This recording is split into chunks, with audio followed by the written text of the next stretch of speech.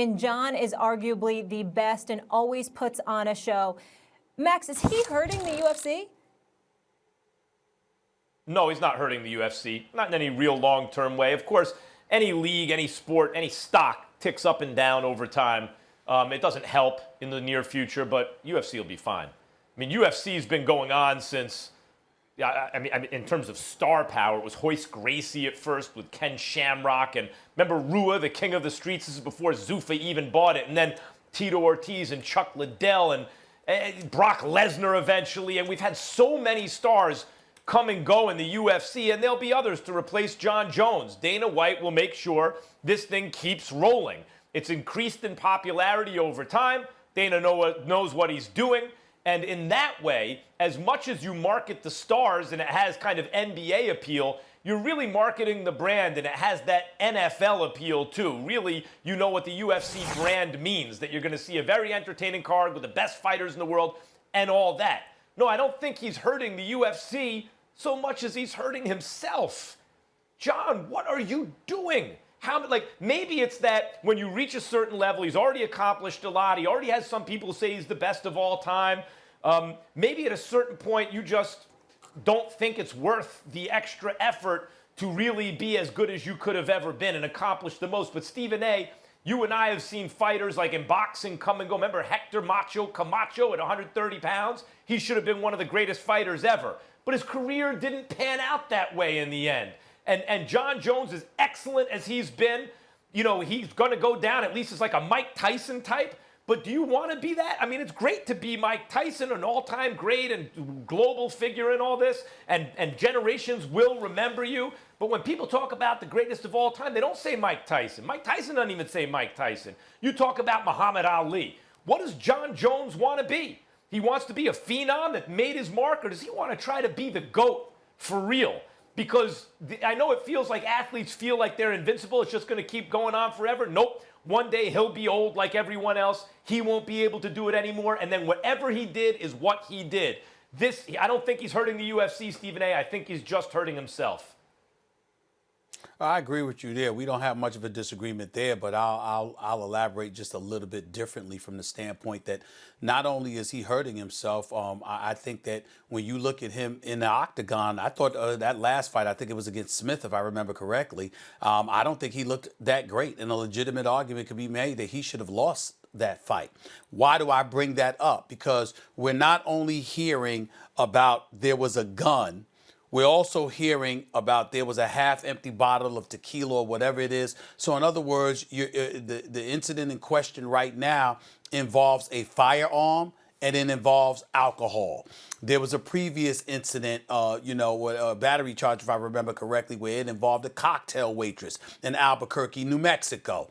There was an incident in 2015. There was a hit-and-run incident. Of course, there was the issue of drugs where it came to fighting Daniel Cormier, and that fight ultimately was called off. So when you look at the plethora of problems, you know, he's doing damage to himself, and one could easily argue he's so great that he's been able to overcome it from time to time when he's been inside the octagon.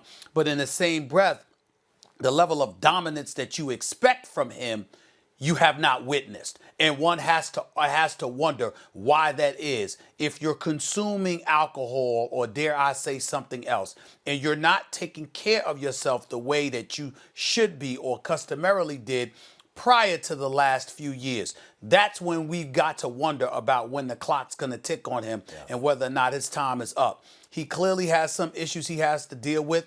I am a huge, huge fan of Jon Bones Jones. I wish him nothing but the best. He's a great fighter. He tries to deliver the goods every time he steps into the octagon. He goes for it and what have you. But in the end, it's incredibly alarming. And I'm going to go back to a few years ago when that fight was called off because of the failed drug test, if I remember correctly, or what have you. He was supposed to fight Daniel Cormier. But the Cormier fight? I will never forget. That's right. I will never forget the class that Daniel Cormier showed him. Because you got to remember, it was called off, big money at stake. It was right there, and obviously they couldn't stand one another. And throwing invectives at each other, Jon Bones Jones was just as guilty of it as Daniel Cormier. But when that happened, Daniel Cormier could have got in front of that microphone and called him everything but a child of God. And everyone would have understood it because of how much he despised the guy. But he didn't do it. And I remember Stephen that A., because when you even look Jon at- Jones had to admit that. You got to remember stuff like that. It's a problem because he recognizes there's problems here. When you look, you know how they say it's harder to stay on top than to get to the top? When you look at the greatest champions of this era, okay, in each sport, Tom Brady, LeBron James, combat sports, Floyd Mayweather, it's one thing to hit a peak and then fall off because you can get bored. You can think that you psychologically or emotionally, you've already done it. How do you... Tom Brady, year after year, took it and still takes it like nothing I did matters. It matters what I do right now. And wanted to make all those, like a champion, making a lot of title defenses. Same thing with LeBron James. You have to admire the longevity and the ability to put themselves through that year after year with no break. Even Michael Jordan, it seemed, in the middle needed a little break. Guys like Brady and LeBron who keep grinding. You know, there's something to that. Floyd Mayweather, too. Floyd Mayweather never lost, prepared for each fight as, you know, as though it was his Super Bowl or whatever. Jon Jones said to me, I remember he was interested in, and I don't believe I'm betraying a confidence, but he was interested at a certain time in boxing. And he was looking at the Klitschko's and looking at different boxers. And I remember telling him at the time, because he was wiping everyone out at the time, Stephen, and I bring this up because you mentioned he just survived the fight by the skin of his teeth and got the win. I remember, like, any one of these cats, any one of them could beat anyone else on any given night. That's the nature of the UFC. It's one of the things that makes it so interesting is in MMA, everyone's a de facto one-punch knockout artist because either they can strike or they can isolate a limb and hyperextend it or choke out your air passages. And that's from one false move. The difference at the very top of the sport isn't that great, which is why when a guy like Jones is dominating, it's amazing. But, like, you slip a little bit, you take your eyes off the prize, you take stuff for granted, you could easily lose. Thanks for watching ESPN on YouTube. For live streaming, sports, and premium content, subscribe to ESPN+.